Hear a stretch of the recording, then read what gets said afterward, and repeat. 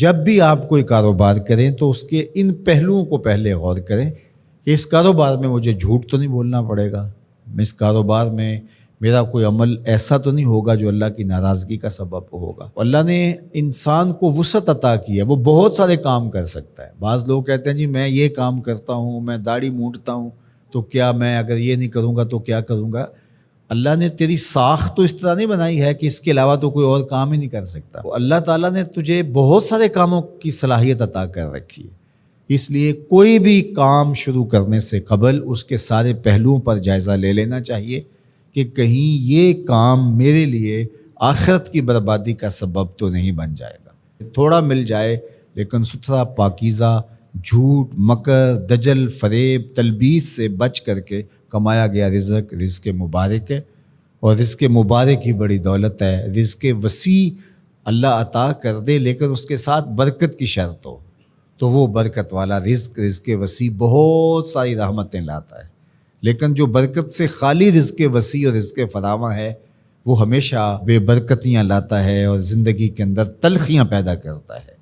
تو اس لیے میں تو جب بھی دعا مانگتا ہوں کہ اللہ میں رزق حلال، رزق وسیع، رزق سہل اور رزق مبارک عطا کرنا، تو رزق مبارک اللہ سے مانگو جو برکت والا رزق ہے۔ تو وہ برکت والا رزق وہی ہے جس طرح اس حدیث میں آیا کہ جس کو حاصل کرنے کے لیے جھوٹ کا سہارا نہیں لیا گیا، جس رزق کے حصول کے لیے کسی درجے میں کوئی جھوٹ بولا گیا ہے تو وہ رزق مبارک نہیں ہوگا، وہ رزق وبال جاں بن جائے گا، وہ بے قراری قلب کا ذریعہ بنے گا، اضطراب باطن کا سبب بنے گا، بے چینی کا سبب ہوگا، عجیب اندر ایک جو ہے وہ اضطرار اور اضطراب ہوگا۔ سوکھی روٹی بھی کھا لی لیکن حلال رزق کی سچائی کے ساتھ حاصل کی گئی روٹی